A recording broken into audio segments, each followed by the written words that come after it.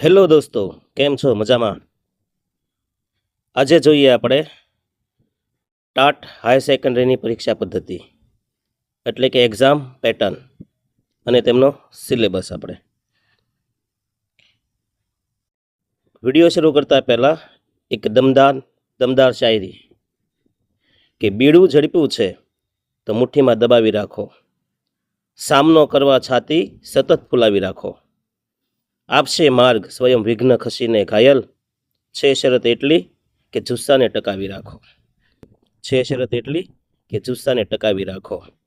બસ આ જુસ્સાને ટકાવી રાખી અને આપણે પ્રિલિમ પરીક્ષા પાસ કરી છે. હવે આપણે મેઇન્સ તરફ આગળ વધવાનું છે. ડબલ જોરથી, દુગના જોરથી આપણે છે આગળ વધવાનું છે. પણ સાવ આંધળી દોટ અને આંધળી ગલીમાં આપણે જવાનું નથી. માત્ર આપણે પરીક્ષા પદ્ધતિ સમજી લઈએ અને તેને અનુલક્ષીને આપણે આપણો રોડમેપ આયોજન આપણે કરીશું. તો કઈ રીતના હોય છે હવે આપણી મેઇન્સ પરીક્ષા, ચાલો જોઈએ આપણે. તો મેઇન્સ પરીક્ષામાં કુલ 2 પ્રશ્નપત્ર હોય છે, પ્રશ્નપત્ર 1 અને પ્રશ્નપત્ર 2.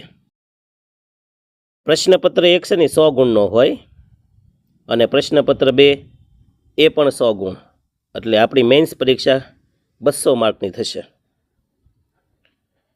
બંનેમાં આપણે પરીક્ષા ઉપરથી આપણે 150 મિનિટ લખવા મળવાની છે. આ પરીક્ષા આપણું રાઇટિંગ સ્કિલ એટલે કે લેખન કૌશલ્ય તપાસે છે. જોઈએ પ્રશ્નપત્ર 1માં તો કે ગુજરાતી ભાષા ક્ષમતા વર્ણનાત્મક હોય છે. આપણે સરકાર એવું વિચારે છે કે શિક્ષક બન્યા છો તો તમને ભાષા કૌશલ્ય હોવું જોઈએ, પછી એ ગણિત વિજ્ઞાન હોય કે પછી અન્ય વિષય હોય, બરાબર, કોઈ પણ શાસ્ત્ર હોય, પણ તમારી અંદર જે તે રાજ્ય કે જે તે મીડિયમ પ્રમાણે ભાષા જ્ઞાન હોવું જોઈએ. આ એનો ઉદ્દેશ્ય છે. બીજું પ્રશ્નપત્ર 2, આ પ્રશ્નપત્ર 1 છે ને તમામને, પછી કોઈ પણ વિષય હોય, સમાજશાસ્ત્ર હોય, ભાષા હોય કે અન્ય શાસ્ત્ર હોય, પ્રશ્નપત્ર 1 તો બધાને કોમન રહેશે. પણ હવે છે પ્રશ્નપત્ર 2, એમાં શું પૂછાશે તો કે 100 માર્કનું આપણે આપણા વિષય, કોઈને સમાજશાસ્ત્ર હોય, કોઈને મનોવિજ્ઞાન, અર્થશાસ્ત્ર, એકાઉન્ટ, સ્ટેટ, એસપી, બીએ કે કોઈ ભાષા અથવા સાયન્સ હશે તો એ પ્રમાણે વિષય હશે, તો વિષયને લગતું એમાં હશે. અને સાથે છે પેડાગોજી એટલે કે પદ્ધતિશાસ્ત્ર. તો વિષય અને પદ્ધતિશાસ્ત્ર આ બંને થઈને 100 ગુણ, અને એમાં આપને મળશે 180 મિનિટ. પહેલામાં 150, આમાં મળશે આપને 180 મિનિટ. 100 ગુણનો પેપર હશે, એટલે કે 6 તેરી 18, 3 કલાકનું આપણું પ્રશ્નપત્ર 2 હશે. આગળ જોઈએ. હવે મિત્રો થાકવાનું નથી, પરીક્ષા પદ્ધતિ સમજી લો, બધું આપણે ભણેલા જ છીએ, યાદ જ છે. માત્ર આપણે શું કરવાનું છે, વ્યવસ્થિત પદ્ધતિસર લખતા શીખવાનું છે. જે આપણે 10મા અને 12મામાં આપણે શીખ્યા હતા એ જ વસ્તુ હવે અહીં એક્સપ્લેન કરવાની છે. પણ એક શિક્ષક તરીકે એ મૌલિકતા, લેખન શૈલી આપણે જાળવી રાખવાની છે. તો જોઈએ આપણે પ્રશ્નપત્ર 1. પ્રશ્નપત્ર 1 છે ને ગુજરાતી ભાષા ક્ષમતા માટે છે, 100 ગુણનો પેપર હશે, 150 મિનિટ તમને આપશે. તેમાં શું હોય તો કે આશરે 250 થી 300 શબ્દમાં વર્ણનાત્મક, વિશ્લેષણાત્મક અથવા વર્તમાન પ્રવાહો પર આધારિત નિબંધ લખવાનો રહેશે. એટલે પહેલો ભાગ હશે તમારા નિબંધ લેખન, અને એના તમને 20 માર્ક મળશે.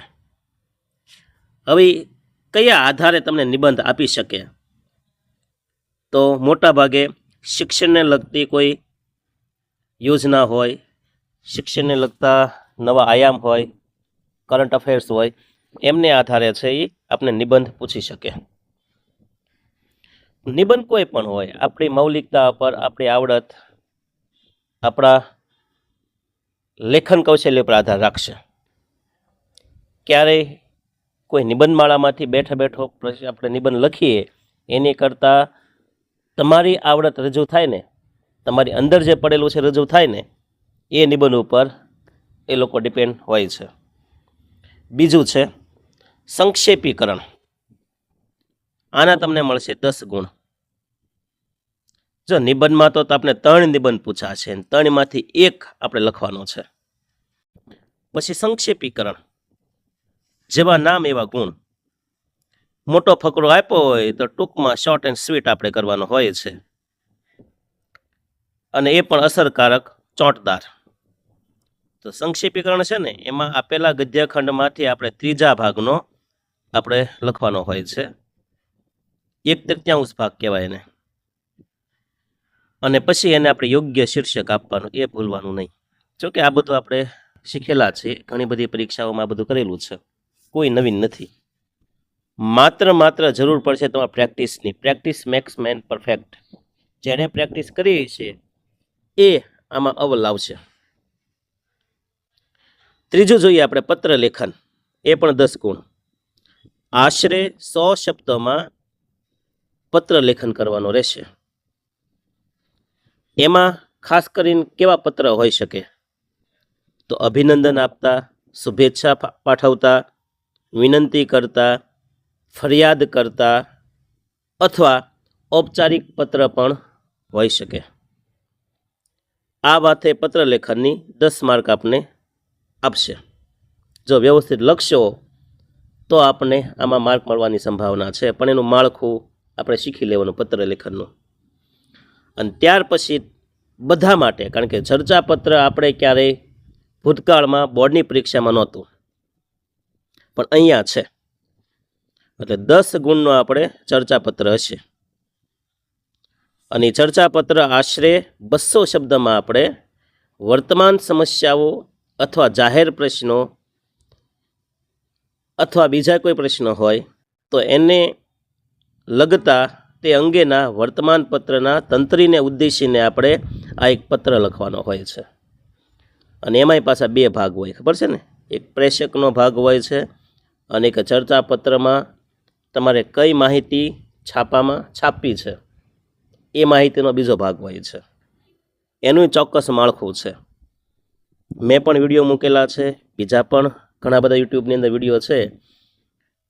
વારંવાર પ્રેક્ટિસ કરશો ને, જો આમાં વસ્તુ એ છે, ચર્ચાપત્ર આવડતું બધાને હોય જ, પણ જે પદ્ધતિસર માળખાગત રીતે જે ચર્ચાપત્ર થવું જોઈએ ને, એ શીખવા જેવું છે, કારણ કે એના જ માર્ક છે. હવે જોઈએ આપણે ગુજરાતી ભાષા ક્ષમતા સિવાય ગુજરાતી ભાષામાં બીજું પૂછાશે આપણે 20 માર્કનું ગ્રામર, એટલે કે વ્યાકરણ, ગુજરાતી વ્યાકરણ 20 માર્કનું. એમાં શું પૂછાશે આપણને? તો કે એમાં આપણને પૂછાશે રૂઢિપ્રયોગનો અર્થ અને વાક્ય પ્રયોગ, કહેવતનો અર્થ, સમાસ વિગ્રહ અને સમાસ ઓળખાવો, છંદ ઓળખાવો.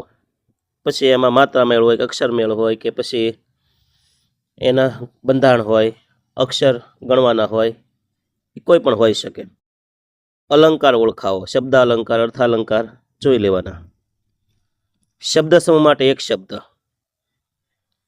જોડણી શુદ્ધિ, લેખન શુદ્ધિ અને ભાષા શુદ્ધિ, સંધિ જોડો અને છોડો, અને વાક્ય રૂપાંતર એટલે કર્તરી, કર્મણી અને ભાવે કે પ્રેરક વાક્ય બનાવવાનું.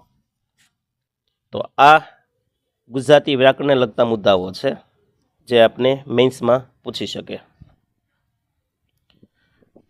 આ વાત થઈ ગઈ ગુજરાતી ભાષા ક્ષમતાની. તો નિબંધ, સંક્ષેપીકરણ, પત્ર લેખન, ચર્ચાપત્ર અને ગુજરાતી વ્યાકરણના 20 માર્ક, એમ કરીને આપણે 100 ગુણનું પ્રશ્ન હશે, પ્રશ્નપત્ર 150 મિનિટ આપવાના છે. હવે આપણે આવી જઈએ આપણા મેઇન વિષય તરફ, અને પદ્ધતિશાસ્ત્ર. એમાં કઈ રીતના પૂછાશે? એક તો આપણને હશે 100 ગુણનો પણ આમાં આપણે મિનિટ થોડીક વધારે મળશે, 180 મિનિટ આપણે મળવાની છે. હવે એમાં કઈ રીતના પૂછાશે એ આપણે જોઈએ. તો આ પ્રશ્નપત્ર તમે જે વિષય, દાખલા તરીકે તમારો પોતાનો કોલેજનો જે વિષય હોય, બીએડનો વિષય હોય, એને આધાર રાખશે. ગુજરાતી, અંગ્રેજી, વાણિજ્ય, ભૌતિક, ઇતિહાસ, મનોવિજ્ઞાન, તત્વજ્ઞાન, અર્થશાસ્ત્ર, તમારો મેથ્સ, સાયન્સ, જે કોઈ હોય તમારો વિષય, એ માટે તમે અરજી કરી હોય તેના પર આધારિત રહેશે. વિષય વસ્તુમાં શું છે કે ધોરણ 11 અને 12ના ગુજરાત બોર્ડના પાઠ્યપુસ્તક છે ને એમનો અભ્યાસક્રમ રહેશે, પરંતુ તેનું કઠિનતા મૂલ્ય અને અનુબંધન સ્નાતક એટલે પોસ્ટ ગ્રેજ્યુએશન કક્ષાનું રહેશે. સાવ 10મા અને 12મામાં પૂછાય એવા પ્રશ્ન નહીં હોય. કોલેજ લેવલે જે પ્રશ્ન પૂછાતા હોય ને એ રીતના હશે. પછી જોઈએ આપણે પદ્ધતિશાસ્ત્ર, પેડાગોજી આપણે કહીએ તો કે જે તે વિષયના શિક્ષણ કાર્યને લગતી પદ્ધતિઓ અને પ્રશ્ન, જે આપણે પીટીસી બીએડમાં, મોટાભાગે બીએડમાં ભણેલા હોઈએ છીએ. ત્યાર પછી જોઈએ પ્રશ્નનું માળખું. આજે આપણે 100 ગુણનો પાર્ટ 2 હશે, પ્રશ્નપત્ર 2, એ કઈ રીતના હશે. તો એમાં દીર્ઘ પ્રશ્નો હશે, લાંબા આપણે જવાબ લખવાના, વિસ્તૃત જવાબ લખવાના હોય, જે 200 થી 250 શબ્દમાં લખવાના, અને 5 પ્રશ્ન આપ્યા છે એમાં 3 જ લખવાના, પણ એના માર્ક હશે કેટલા? 24. પછી ટૂંકનોંધ પ્રકારના પ્રશ્ન હશે, જેમાં તમારે 150 થી 200 શબ્દ લખવાના. 6 પ્રશ્ન હશે, 4 લખવાના, 2 ઓપ્શનમાં હશે, 24 ગુણ એના હશે. પછી માગ્યા મુજબ ટૂંકા પ્રશ્ન, જેને 100 થી આપણે 150 શબ્દમાં લખવાના હોય, 7માંથી 5 જ લખવાના છે, પણ એના માર્ક હશે કેટલા? તો કે 20 ગુણ હશે. પછી આવશે 1-2 વાક્યમાં ઉત્તર આપો. 10 આપ્યા છે, 10 કમ્પલસરી, ફરજિયાત, એમાં ઓપ્શન નહીં મળે તમને. 20 ગુણ એના હશે, એટલે 1ના 2 માર્ક તમને આપશે. અને છેલ્લે છે હેતુલક્ષી પ્રશ્ન, એટલે કે ખાલી જગ્યા, જોડકા વગેરે જેવા 12 પ્રશ્ન હશે, 1નો 1 માર્ક, એટલે 12 ગુણ. લ્યો, આ થઈ ગયું આપણું મેન્સ માટેનું પરીક્ષાનું માળખું. આયોજન મુજબ ચાલશો ને એટલે લગભગ વાંધો નહીં આવે, અને એક પણ મુદ્દા બાકી રહેશે નહીં. એટલે તમારે હંમેશા જે બુક બનાવો એમ પહેલાં પાને આયોજન મૂકી દેવાનું, ચિપકાવી દેવાનું, અને પછી ટીક કરતા જવાના કે મારે આ મુદ્દા તો કે આવડે છે, આ મુદ્દા તો કે કલર પ્રમાણે, કે ભાઈ આપણે બ્લુ પેનથી આપણે ટીક કરી સમજવાનું કે એ મુદ્દો આવડે છે, ગ્રીન પેનથી આપણે એવો મુદ્દો ટીક કરવાનો કે જે આપણે થોડોક ઓછો આવડે, અને હાવ ન આવડતો એને લાલ પેનથી ટીક કરશું. એટલે જેમ પરીક્ષા નજીક આવતી જશે એમ આપણે રેડ ઉપર વધારે ધ્યાન આપશું, કારણ કે ખતરે કી ઘંટી હે. બરાબર ને? તો આ થઈ ગઈ આપણી પરીક્ષા પદ્ધતિ. નેક્સ્ટ ટાઈમ હજી પણ આને લગતા આપણે વિડીયો આરવી સ્ટડી સેન્ટરમાં આવશે. મિત્રો, મારું નાનું માધ્યમ છે, ઓછી સુવિધા છે, તમારા સપોર્ટની જરૂર રહેશે. તમારું એક લાઇક અને સબસ્ક્રાઈબ મારી ઉર્જા વધારશે, અને અંતે ફ્રીમાં છે, તો મારી પણ સેવા થશે. તમે મને મદદ કરશો તો મારો સેવા કરવાનો ઉત્સાહ ડબલ થશે. એટલે લાઇક, શેર અને સબસ્ક્રાઈબ કરવાનું ભૂલતા નહીં. અને છેલ્લા શુભાશીષ કે મારો વિડીયો આજે સાંભળ્યો છે, બધા સારા માર્કે પાસ થાવ.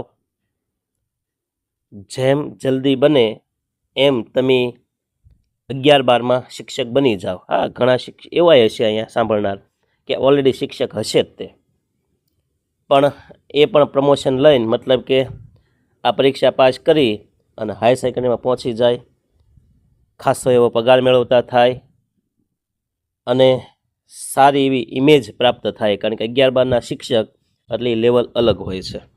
તો એ લેવલે પહોંચો એવી શુભેચ્છાઓ મારી અને આરવી સ્ટડી સેન્ટર તરફથી. ઓકે, ચાલો ફરી મળીશું આપણે નવા લેક્ચરમાં, નવા આયામ સાથે. ત્યાં સુધી અસ્તુ. જય હિન્દ, જય ભારત. તમારું જીવન સુખદ બને. શુભકામના.